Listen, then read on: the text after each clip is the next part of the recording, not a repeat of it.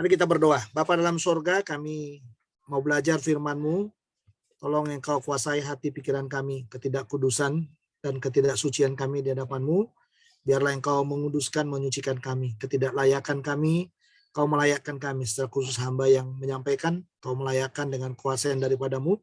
Sehingga hamba boleh berbicara di dalam nama Tuhan Yesus kepada saudara-saudara hamba yang mendengarkan firman ini. Kami terbatas, tapi kasih karunia-Mu tidak terbatas bagi kami. Kami lemah dan kami tidak maha tahu, tapi Engkau adalah Tuhan yang maha tahu, yang lebih tahu apa yang kami lakukan dan apa yang diperbuat orang bagi kami. Kau menguduskan kami dengan kuasa yang daripada-Mu. Ampuni setiap dosa salah kami Tuhan. Beri ketegaran, kekuatan supaya kami boleh berdiri di tengah-tengah tantangan yang begitu dalam, begitu banyak dalam hidup ini Tuhan. Yang kadang-kadang kami tidak paham, tapi sekarang kami menjadi paham karena ada Tuhan yang memberikan pemahaman kepada kami. Terima kasih, terpujilah nama-Mu, dalam nama Yesus kami sudah berdoa. Amin. Baik, mari kita membuka Injil Lukas pasal yang ke-13. Mari kita lihat Lukas pasal 13 ayat 1 sampai dengan ayat 9. Ya. Lukas pasal 13 ayat 1 sampai dengan ayat 9. Saya membaca buat Bapak Ibu. Demikian firman Tuhan. Pada waktu itu datanglah kepada Yesus beberapa orang membawa kabar tentang orang-orang Galilea yang darahnya dicampurkan Pilatus dengan darah korban yang mereka persembahkan. Yesus menjawab mereka, sangkamu orang-orang Galilea ini lebih besar dosanya daripada dosa semua orang Galilea yang lain, karena mereka mengalami nasib itu.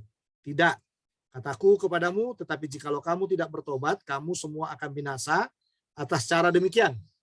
Atau sangkamu 18 orang yang mati ditimpa menara dekat Siloam lebih besar kesalahannya daripada kesalahan semua orang lain yang diam di Yerusalem? Tidak, kataku kepadamu, tetapi jikalau kamu tidak bertobat, kamu semua akan binasa atas cara demikian. Lalu Yesus mengatakan perumpamaan ini. Seorang mempunyai pohon ara yang tumbuh di kebun anggurnya, dan ia datang untuk mencari buahnya pada pohon itu. Tetapi ia tidak menemukannya. Lalu ia berkata kepada pengurus kebun anggur itu, sudah 3 tahun aku datang mencari buah pada pohon ara ini, dan aku tidak menemukannya. Tebanglah pohon ini, untuk apa ia hidup di tanah ini dengan percuma? Jawab orang itu, Tuhan, biarkanlah dia tumbuh tahun ini lagi.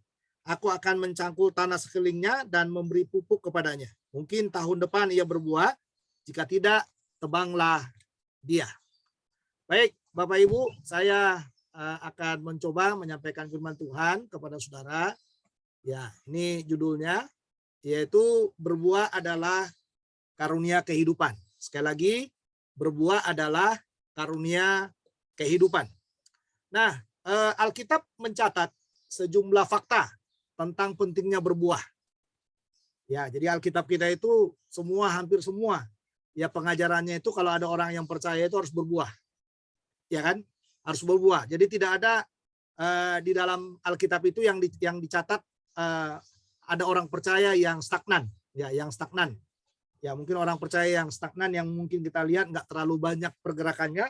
Ya, mungkin ada Ishak, lalu ada siapa lagi itu kalau di dalam Perjanjian Baru banyak ngalami mujizat tapi nggak terlalu kelihatan pergerakannya. Tapi bukan berarti tidak berbuah, pasti berbuah juga. Ishak juga berbuah karena dia adalah bapak orang beriman juga. Satu lagi kemungkinan adalah Lazarus, ya. Lazarus yang dibangkitkan oleh Yesus itu, saya memperhatikan tidak terlalu banyak catatan yang dicatat oleh penulis Injil tentang Lazarus juga. Tapi bukan berarti dia tidak bertumbuh, dia mengalami mujizat, tapi mungkin dia hanya berputar untuk dirinya sendiri. Nah, saya berkata kepada saudara bahwa buah itu menjadi patron pertumbuhan. Ingat baik-baik ya, buah itu menjadi patron pertumbuhan. Buah juga menjadi patron kedewasaan atau kematangan. Nah, ingat itu ya. Nah, jadi orang semakin bertumbuh, ya seharusnya makin dewasa, makin matang ya. Nah, pohon disebut berguna kalau sudah mengeluarkan buah. Jadi kalau ada pohon, nah ini ya Bapak Ibu ya. Jadi kalau ada pohon yang dikatakan dia bertumbuh tapi nggak mengeluarkan buah, itu bukan pohon itu namanya. Jadi pohon jika tidak berbuah dianggap tidak berguna. Nah, makanya kalau Bapak Ibu pernah hidup di kampung, biasanya kalau pohon itu nggak menghasilkan apa-apa, biasanya orang berkata gini, daripada akarnya mengganggu, udah tebang aja gitu. Biasanya seperti itu. Apalagi kalau dia pohon-pohon besar ya. yang misalnya tidak berguna seperti itu. Nah, saya bisa melihat di sini bahwa kehidupan kita sebagai orang percaya dalam pertumbuhan kita di dalam Tuhan itu sering dilukiskan seperti pohon dan buah. Jadi ada pohon, ada akarnya, dia bertumbuh, lalu yang berikutnya dikatakan dia berbuah. Semakin lama kita mengikut Tuhan, seharusnya semakin banyak buah kita. Ini harus Bapak Ibu ingat. Ya, sudah tentu buah itu nanti yang pertama itu ada buah pertobatan, yang kedua itu ada buah penginjilan yang saya tahu ya. Lalu yang ketiga itu ada buah memberi, lalu yang keempat itu mungkin ada buah persekutuan kita ya dengan Tuhan maupun dengan sesama. Lalu ada juga orang mengatakan ada terakhir-terakhir ini saya membaca beberapa buku, dikatakan juga ada buah penyembahan. Jadi orang yang berbuah itu pasti dia memiliki buah penyembahan yang dilahirkan dari dalam hidupnya. Ya, itu contoh-contoh buah dalam Alkitab itu sangat banyak sekali. Termasuk orang memberi juga itu namanya buah. Termasuk juga orang bertahan dalam pencobaan itu juga adalah buah. Jadi segala sesuatu yang dikerjakan oleh orang percaya itu selalu kaitannya adalah dengan buah. Ya, jadi memang ini harus kita ingat ya, saudara-saudara sekalian, kita hidup adalah untuk percaya, tapi setelah kita mati, ya setelah kita mati Tuhan tidak akan pernah meributkan lagi keselamatan kita. Tidak lagi meributkan saudara masuk surga atau tidak, karena kita memang adalah warga kerajaan surga. Tapi yang diributkan oleh kita, oleh Tuhan kepada kita dalam tahta pengadilannya itu adalah apa yang kita kerjakan. Dan apa yang kita kerjakan itulah yang disebut dengan apa? Dengan buah.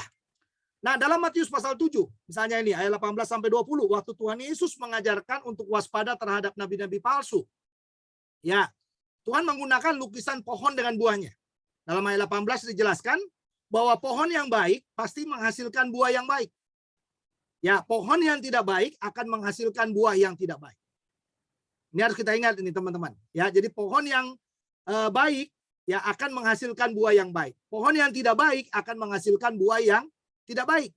Nah, dalam ayat 19 dikatakan juga pohon yang tidak menghasilkan buah yang baik pasti ditebang dan dibuang ke dalam api. Nah, ini harus kita ingat ya bersama-sama ini. Nah, sehingga dicatat di dalam ayat 20 itu, jadi dari buahnya lah kamu akan mengenal mereka. Buahnya, termasuk ajaran itu buah. Ya buahnya kita. Jadi kalau kita mengajarkan yang benar, lah itulah buahnya kita. Tapi kalau kita mengajarkan Alkitab itu tidak secara komprehensif, berarti kita belum bertumbuh, belum berbuah dengan baik. Ya. Nah, dari penjelasan di atas dapat disimpulkan bahwa apa? Berbuah adalah karunia kehidupan bagi kita. Nah, lihat dalam bagian ini saudara. Kekuatan pohon itu tergantung pada akarnya. Ya. Makin kuat akarnya, makin kokoh pohonnya.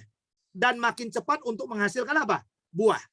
Hanya yang harus digarisbawahi dalam Kolose pasal 2 ayat 6-7 itu istilah kamu telah berakar di dalam dia itu digunakan dalam bahasa Yunani pasif. Nah, dalam arti yang menanam akar itu bukan kita. Yang menanam akar itu adalah Tuhan dan kita menjadi objek penderita yang ditaruh di situ. Jadi seharusnya semakin kuat persekutuan kita dengan Tuhan, seharusnya semakin kokoh akar kita bersama dengan Tuhan. Sekalipun akar itu pasif ya, pasif. Jadi Tuhan yang menaruh akar itu adalah Tuhan, tapi saya sangat percaya kita yang berakar itu terus-menerus membangun persekutuan kita dengan Tuhan. Berbuah pasti di masa kesuburan. Di dalam masa kesuburan itu kan ada ya, misalnya musim suburnya durian, jambu, dan lain sebagainya. Kalau saudara lihat ada di pasar jeruk, itu berarti itu musim suburnya mereka sekarang. Saatnya jeruk itu banyak di pasaran. Nah, bisa kita lihat di sini, akarnya kuat. Ini kalau yang namanya berbuah itu saudara. Akarnya kuat, daunnya hijau, makanannya cukup. Lalu muncullah yang namanya buah itu. Ya, muncullah yang namanya buah.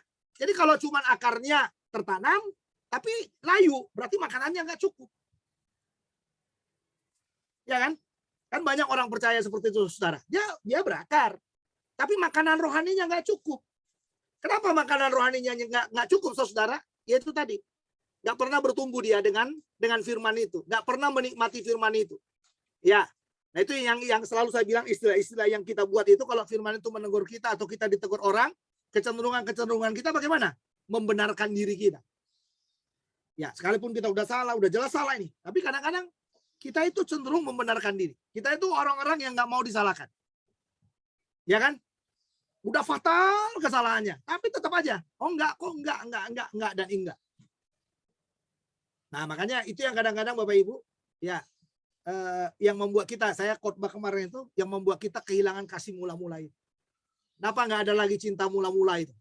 Karena kita udah kehilangan tawar itu, tawar ya. Ya, bayangkan aja kalau misalnya kita suami istri misalnya. Nggak ada lagi cinta mula-mula itu, saudara, tawar. Tawar. Semuanya tawar. Satu ke kiri, satu ke kanan. Satu ke depan, satu ke belakang. Ya nggak ada yang ke atas, nggak ada yang ke Tuhan. Semua loncat-loncat. Loncat kiri, loncat kanan itu. Ya, pokoknya istilahnya orang Jawa itu karapmu dewe. Yang penting masih nikmat. Yang penting masih bisa berbuat apa saja. Ayo, ayo, ayo, ayo. Yang penting punya teman banyak. Ayo, ayo, ayo. Gitu. Ini yang saya katakan dalam bagian ini. Kita juga hamba Tuhan banyak seperti itu. Ya, memang saya mau kasih tahu sama saudara, pada waktu kita membenarkan diri kita, ya banyak hal yang akan kita benarkan. Ya, dalam hati kita juga kita bisa kita mempersalahkan orang, seolah-olah orang itu kita persalahkan demi kita membenarkan diri kita. Ya, dan itu bisa terjadi. Dan itu yang saya katakan tadi, itu orang-orang yang makanannya nggak cukup, makanan rohaninya nggak cukup, sehingga pada akhirnya saudara yang dia lakukan adalah apa? Ya sekedar gelas-gelas kaca, sekedar sedih, padahal sebenarnya enggak. Nah itu dia saudara. Nah yang berikutnya di sini dikatakan, mari kita lihat lagi. Nah berbuah adalah karunia kehidupan. Mengapa dalam Lukas pasal 13 ayat 1 sampai dengan 9 yang kita baca tadi ada dua alasan di sana. Yang pertama adalah karena untuk berbuah perlu pertobatan. Ayat 1 sampai 5. Artinya apa? Tidak akan ada buah yang akan kita hasilkan kalau kita tidak bertobat. Ya, kalau kita hanya berkancah dengan dosa, terikat dengan dosa, maka yang akan kita hasilkan juga adalah buah dosa. Tetapi kalau kita hidup dalam pertobatan, yang kita hasilkan adalah apa? Buah pertobatan. Ya kan? Buah pertobatan itu apa, saudara? Buah pertobatan itu adalah buah roh. Itu buah pertobatan. Buah roh itu ada berapa? Buah roh itu cuma satu. Rasanya ada berapa? Rasanya 9. Dari mulai kasih sampai kepada penguasaan diri. Jadi orang yang bertobat itu 9 rasa itu ada dalam hidupnya. Rasa yang mana? Yang hilang, yang tawar. Kalau kasihmu tawar, penguasaan dirimu pasti tawar. Ingat aja baik-baik itu. Kalau cintamu udah tawar, kasihmu itu sudah tawar, saudara, penguasaan dirimu itu pasti tawar. Dan kalau dua itu sudah terjadi dalam hidup kita, sukacita pasti hilang, damai sejahtera pasti hilang, kemurahan pasti hilang, kelemah lembutan pasti hilang, semuanya akan hilang itu. Makanya berapi-apilah dengan kasih, dengan cinta itu. Supaya penguasaan diri itu semakin meluap dalam diri kita. Orang yang mengasihi pasti mampu menguasai diri. Ya. Coba bayangkan. Ya. Kenapa rumah tangga saudara masih bertahan? Contohnya kita yang udah menikah itu. Ya karena masih ada cinta. Mungkin secuil aja, tinggal secuil aja mungkin seperti itu. Ada orang kayak gitu kan saudara? Ya, demi mempertahankan sesuatu masih ada sedikit dia mencoba bertahan. Karena sebenarnya udah kropos juga gitu. Ini yang dikatakan dalam bagian ini. Makanya dalam penjelasan dalam ayat 1 sampai 5 ini ada dua gambaran yang dipakai menjelaskan. Ya, seolah-olah yang dilakukan oleh Pilatus kepada orang Galilea itu seolah-olah yang seram. Karena waktu orang-orang Galilea itu mempersembahkan korban, Pilatus pernah memutuskan untuk membunuh mereka. Lalu darahnya orang yang sedang sembahyang itu, sedang berdoa itu dicampurkan dengan darah korban persembahan. Tapi apa kata Yesus? Coba lihat ayat yang ketiga itu. Ya. Tidak, kataku kepadamu, tetapi jikalau kamu tidak bertobat, kamu semua akan binasa atas cara demikian. Karena dari ayat 2 ya, Yesus menjawab mereka, sangkamu orang-orang Galilea ini lebih besar dosanya daripada dosa semua orang Galilea yang lain. Karena mereka mengalami nasib itu. Jadi kamu kasihan sama mereka. Mereka mati. Dibunuh oleh Pilatus itu. Darahnya dicampurkan dengan korban persembahan itu. Kamu kasihan dengan mereka katanya. Tapi ingat dulu, sangkamu. Ya kan? Ini bagus ini kata-kata Yesus ini ya. Sangkamu. Ya. Sangkamu. Ini saudara. Tidak. Ya. Sangkamu orang-orang Galilea. Sangkamu. Tapi Yesus jawab tidak. Kataku kepadamu, tetapi jikalau kamu tidak bertobat, kamu semua akan binasa. Ini respon Yesus. Respon Yesus mengisyaratkan dengan jelas bahwa orang yang mati dibantai belum tentu karena dosanya besar. Makanya saya sudah katakan kepada saudara, ya matinya orang itu mau gimana aja, nggak usah ribet. Mau gimana matinya? Mau di rumah sakit, mau di tempat tidurnya, ya mau jatuh dari motor, mau dari manapun, gak usah ribet dengan yang persoalan-persoalan matinya. Dan jangan pernah berkata, wah pendeta itu dosanya banyak banget. Kenapa dosanya banyak? Iya, tadi habis khotbah jatuh dari mimbar langsung mati. Tuhan menghukumnya di atas mimbar, gitu kan? Kan kadang-kadang kan kalau kita terlalu terlalu menjas orang kan bisa kita bilang kan, mati di mimbar pun kita bilang karena apa? Karena dosa. Padahal sebenarnya sudah waktunya untuk apa? Untuk mati. Orang itu terlalu banyak saudara berjalan melihat matinya seseorang. Tetapi tidak pernah melihat pertobatan seseorang. Seharusnya kalau ada orang yang mati, pertanyaannya kita, ini orang udah bertobat apa enggak? Ini orang udah pernah percaya Yesus apa enggak? Ini orang udah pernah lahir baru enggak? Atau yang paling besar yang kita tanya, adakah buah yang dikerjakan orang yang mati ini? Makanya saya bilang sama saudara, ya, saya ingatkan saudara, jangan mati sebelum saudara berbuah. Kalau udah sakit-sakitan, tuh dekat-dekat kematiannya, minta Tuhan lagi memutar sebentar. Ya, jangan mati sebelum berbuah. Hizkia, Tuhan bilang udah mau selesai. Tapi Hizkia melihat Tuhan, jangan dulu, masih ada yang mau selesaikan katanya. Tuhan perpanjang hidup Hizkia itu. Tapi sayang, Hizkia terlena dengan dunia di situ. Dia membuka semua tabir kerajaan atau bait Allah itu, saudara. Sehingga diingatkan pada waktu itu. Ya, seperti ini loh kamu nanti akan dibawa. Apa yang dikatakan oleh Hizkia. Ya, dalam bahasa Jawa dibilang boten nopo-nopo. Ya, ora opo-opo. Yang penting zamanku aman. Zaman keturunan keempat, ya itu urusannya dewe. Itu urusannya sendiri, saudara. Jangan egois dengan hidup kita. Apa yang Anda tabur hari ini, buahnya akan berpengaruh di masa yang akan datang. Kalau engkau menabur yang jelek kepada keluargamu, buahnya juga akan larut kepada keturunanmu berikut. Ya kan? Kalau kita ini menabur ketidaksetiaan, saudara, itu akan kemana-mana, itu akan kemana-mana. Peristiwa yang kedua, yaitu orang-orang yang mati tertimpa menara Siloam. Yesus memberikan respon yang sama mengenai dosa mereka. Ini menariknya kalau saudara lihat di sini, dalam ayat 3 dan 5, Tuhan Yesus 2 kali menyampaikan hal yang sama. Sangkamu, ya tahu? Tidak kataku. Tetapi yang Tuhan tekankan selalu apa? Bertobat. Kalau kamu tidak bertobat, kamu akan binasa dengan cara demikian. Jadi bagaimana supaya kita luput dari kematian kekal itu? Ya, tidak hanya sekedar luput dari kematian jasmani ini, tapi kita perlu juga luput dari kematian kekal itu. Caranya adalah bertobat. Terima Yesus sebagai Tuhan dan Juru Selamat pribadi. Berakar di dalam Dia, bertumbuh di dalam Dia, dan berbuah di dalam Dia. Bapak Ibu, saudara-saudara, penekanan utamanya adalah pertobatan. Dosa tidak menentukan cara kematian seseorang. Tetapi dosa akan menentukan apa yang akan terjadi setelah kematian. Ya kan? Sekali lagi, dosa tidak menentukan cara kematian seseorang. Tetapi dosa akan menentukan apa yang terjadi setelah kematian. Kalau Anda hidup dalam dosa, Anda adalah orang yang tidak pernah berdosa, Anda akan mengalami hal yang sama, yaitu kematian kekal.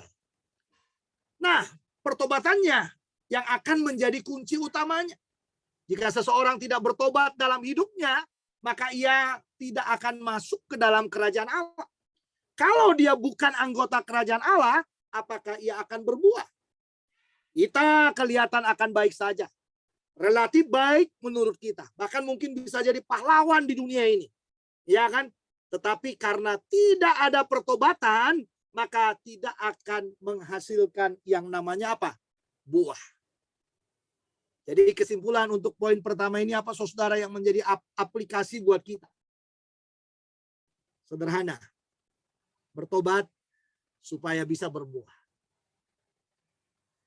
Bertobat supaya orang melihat ada perubahan besar dalam dirimu. Dan perubahan itu adalah buahmu. Bertobat supaya kita bisa memulai sesuatu yang baru bersama dengan Tuhan. Bagian yang kedua. Ya, ini tadi. Ya, dari sini ya Bapak Ibu ya. Berbuah adalah karunia kehidupan. Mengapa? Yang pertama karena untuk berbuah perlu pertobatan. Dan yang kedua adalah karena Tuhan memberikan kesempatan untuk terus berbuah. Artinya apa? Buah tidak instan, saudara. Tergantung bagaimana pertumbuhannya. Pertumbuhan itu tergantung pada akarnya. Ingat baik-baik, Tuhan yang membangun akar. Tetapi kita perlu sebagai yang sudah dibangun, yang dibuat oleh Tuhan akarnya, kita perlu tetap dikatakan tetap di dalam Dia.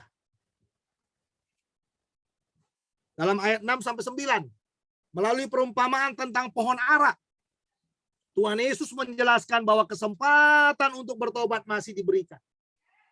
Pohon ara yang tumbuh selama 3 tahun ternyata tidak menghasilkan apa-apa. Saya baca sekali lagi ayat 6 ya, Bapak Ibu. Lalu Yesus mengatakan perumpamaan ini. Seorang mempunyai pohon ara yang tumbuh di kebun anggurnya. Dan ia datang untuk mencari buah pohon itu. Tetapi ia tidak menemukannya. Sehingga dalam ayat 7 lihat di sana. Permintaan untuk menebang pohon tersebut menunjukkan batas kesabaran si pemilik kebun yang telah menanti selama 3 tahun. Lalu ia berkata kepada pengurus kebun anggur itu, sudah 3 tahun aku datang mencari buah pada pohon ara ini dan tidak menemukannya. Tebanglah pohon ini. Untuk apa ia hidup di tanah ini dengan percuma. Lihat, Tuhan itu mencari buah, saudara. Bukan mencari sesuatu yang hebat yang kita lakukan. Tuhan itu mencari buah. Bukan mencari pengaruh kita di mana-mana, tidak. Tuhan itu mencari buah. Bukan mencari pertemanan kita di mana-mana. Bukan itu yang Tuhan cari. Tuhan itu mencari buah dari dalam hidup kita. Dia mau melihat ada nggak tadi itu buah pertobatan. Ada nggak buah penginjilannya. Ada nggak buah memberinya. Ada nggak buah persekutuannya dengan Tuhan. Ya kan? Ada nggak buah yang lain. Yang mungkin kalau kita jabarkan begitu banyak buah yang harus kita kerjakan dalam hidup ini. Makanya dikatakan sudah 3 tahun dicari nggak ada. Anda sudah berapa tahun lahir baru? Saya lahir baru 11 Juni 1989. Sampai hari ini. Ya, saya masih mencoba bertahan terus. Dan terus mencoba. Kenapa saya bilang mencoba? Karena kalau nggak kuat pasti jatuh. Ya, mencoba untuk bertahan dan bertahan dalam panggilan itu. Saya bersyukur kuliah di Sekolah Tinggi Teologi Injil Indonesia. Karena di sana dilatih untuk berbuah dengan baik. Selain buah pertobatan yang harus ditampilkan di kampus, saudara. Tapi dituntut juga buah penginjilan. Lewat pelayanan. Ya, buah penginjilan lewat pelayanan itu dibuktikan dengan baptisan 15 orang. Baptisan 15 orang nilainya bukan A, nilainya C. Lihat di sana. Tapi saya bersyukur dipertemukan Tuhan dan Tuhan bawa sampai bisa menghasilkan buah penginjilan itu. Dan saya kasih tahu sama saudara, gereja kenapa tidak bertumbuh? Karena nggak ada buah penginjilannya. Gereja kenapa stagnan? Karena yang diributi cuma apa? Yang diributi cuma sekedar praise and worship dalam gereja. Tapi gereja nggak pernah nginjil. nggak pernah mengunjungi kiri kanannya. Makanya harus seimbang, saudara. Itulah buah itu. Jadi dengan kita berbuah itu sebenarnya kita dilatih bagaimana hidup dalam sebuah keseimbangan. Ya, jadi kita bukan orang yang sekedar radikal saja, tapi radikal kita itu adalah radikal yang seimbang, benar-benar seimbang. Inteleknya seimbang, pengajarannya seimbang, pelayanannya seimbang, semuanya seimbang. Dan itu adalah yang disebut dengan buah itu. Ya enggak? Kalau Anda terlalu manusiawi, lingkarannya manusiawi, lupa dengan Tuhan, saudara, itu Anda itu lama-kelamaan, kita ini akan menjadi orang yang humanis. Semua orang akan kita anggap benar.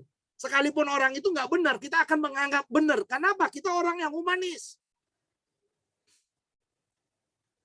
Kalau hanya ke atas ke Tuhan saja, nah itu juga bahaya itu. Ya, bahaya. Kenapa? Karena kita akan menjadi manusia yang fanatik. Nah, kalau udah fanatik, wah, ngeri sekali. Segalanya akan dihalalkan juga. Dan segalanya akan merugikan yang lain juga.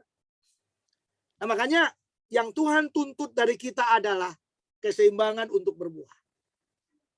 Nah, Bapak, Ibu, Saudara, namun pengurus kebun masih, jadi dengan tidak ditemukan buah itu, masih memohon kepada tuannya untuk bersabar menantikan pohon tersebut berbuah.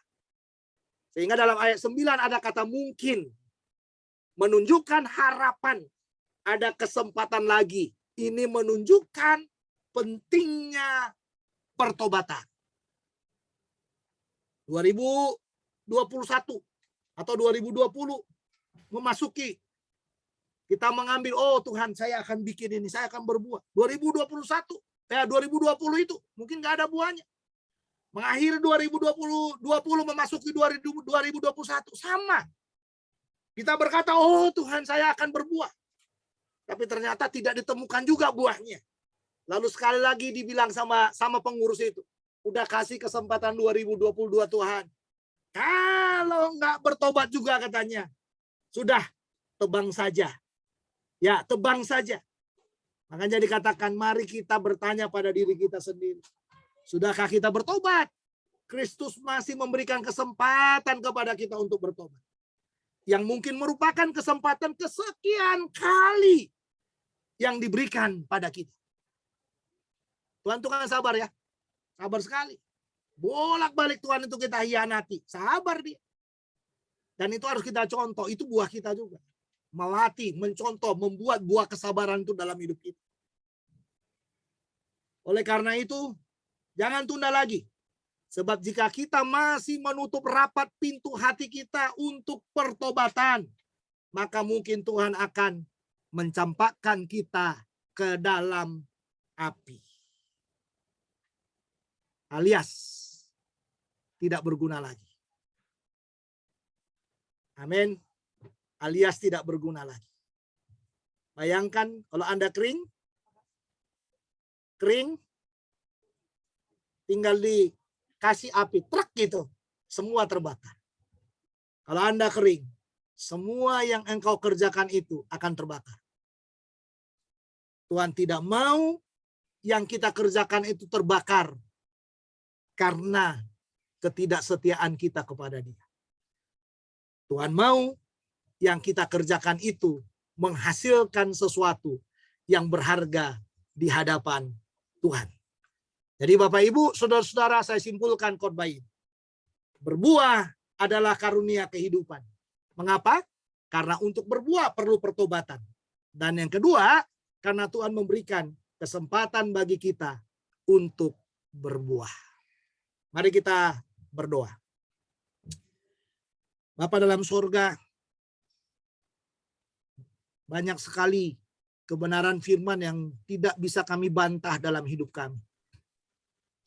Sejauh apapun teologi kami, sehebat apapun persekutuan kami dengan Tuhan, dan sepintar apapun kami di tengah-tengah dunia ini, atau mungkin selicik apapun kami di tengah-tengah dunia ini, kami tidak bisa mengelak dari kebenaran firman itu pada waktu itu diperhadapkan kepada kami.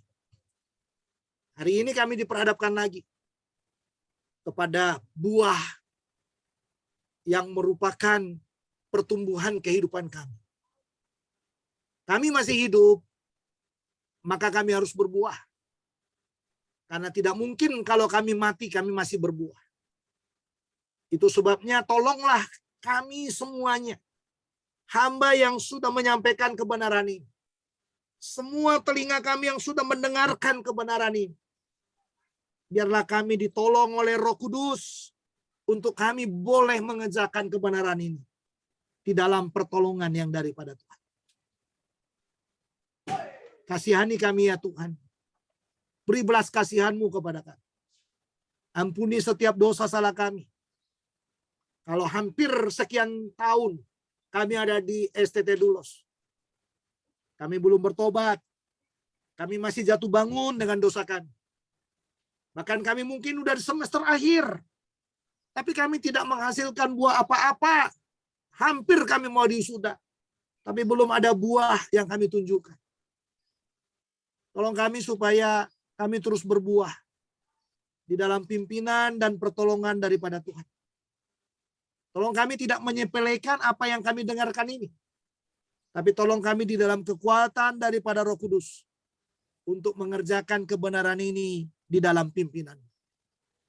Terima kasih buat firman-Mu. Termeterailah dalam hati kami, dalam pikiran kami, dan termeterailah dalam hidup kami. Kami memuji Engkau karena Engkau Allah yang setia bagi kami. Dalam Kristus Tuhan kami sudah berdoa. Semua yang percaya katakan amin. Tuhan Yesus memberkati. Saya kembalikan kepada pemimpin pujian. Shalom.